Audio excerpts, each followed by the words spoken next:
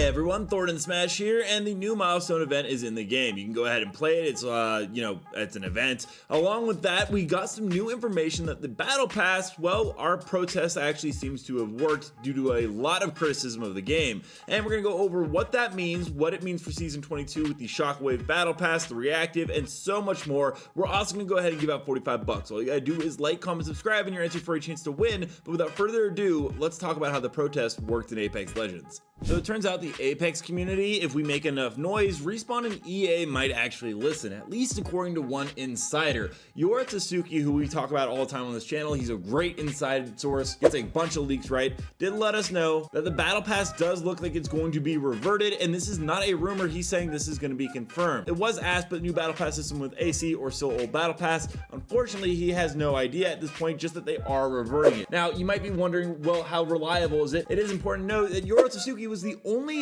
data miner slash leaker that knew that the Lifeline Prestige skin got swapped in instead of the Pathfinder one the day before the trailer release. So he does have a very good track record, and he does have inside sources at EA. It's not just data mining ones, he actually knows inside information. So it does seem like this is actually something that's going to be happening. He did let us know some other information, such as the Season 22 Battle Pass reactive is going to be the RE45. If they still stick with the split one Battle Pass, there's a 20% chance that that tweet was wrong, he said, but that still means it's a very likely thing. The question is, well, are they still going to do the split? Because NWP also had some inside information that said it's kind of more of a compromise than a full reversion of the game, or at least the Battle Pass. So it'll be curious to see how it goes. Right now, the new one does have some upside to it. We get exotic shards, 17 Apex packs, 3 legend thematics, 2,400 crafting material, 1,300 Apex coins, and it gives you the reactive weapon legendary skin and 2 legendary character skins. Along with that, it's supposed to be able that if you get it, you get all the legends unlocked, and there's only 60 levels on it. That leads another thing. Some players are concerned about the time restrictions as a player engagement thing. Some people are upset about the price, but this user right here, McManus, actually talks about the time limitations, because unless you play Apex Legends exclusively, it might be pretty hard to go ahead and get 60 levels done in 6 weeks. That's about 10 levels a week, which for some people that play this game almost exclusively, you should have no problem with that.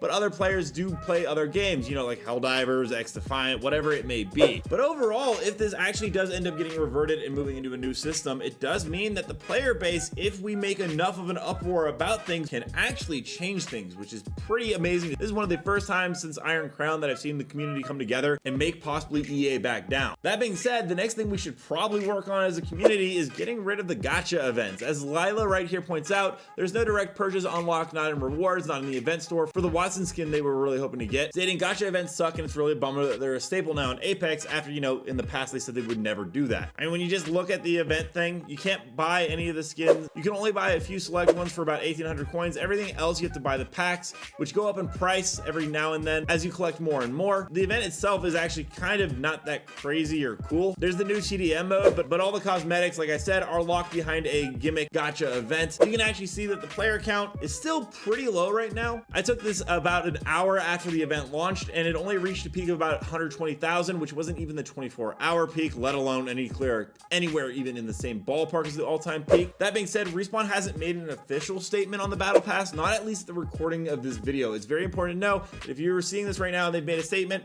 well, it's after I've already recorded everything, so that's just, you know, how it happens. But I do wonder that when they do make the announcement, or if they already have, that enough players will be happy and satisfied and come back to the game and play, or if the damage done has already happened, if players are already so fed up and annoyed that they just don't feel like coming back, which could be a huge issue, because the next season's map looks really cool, with District being one of the most interesting ones I think since Olympus that they've added in. But the problem is, if they've already done too much damage to the player base with only 13 days left before the new season launches, well, then they might have made the biggest mistake possible. Going ahead and introducing a new Battle Pass that had so much backlash, being quiet on it for 2 weeks, and then going ahead and making a statement that you're bringing it back right before the new season could be a major downshift for Respawn and EA. So we'll have to go and see exactly what they're going to do with their approach to this. But at least, like I said, it is nice to know that Respawn and EA are listening, even if they're not communicating it nearly as much as we would like. Let me know down below, what are your guys' thoughts on them reverting the Battle Pass, and do you hope that it is a full reversion, or that they go ahead and just maybe change a couple of little things and keep the general idea of a better Battle Pass going?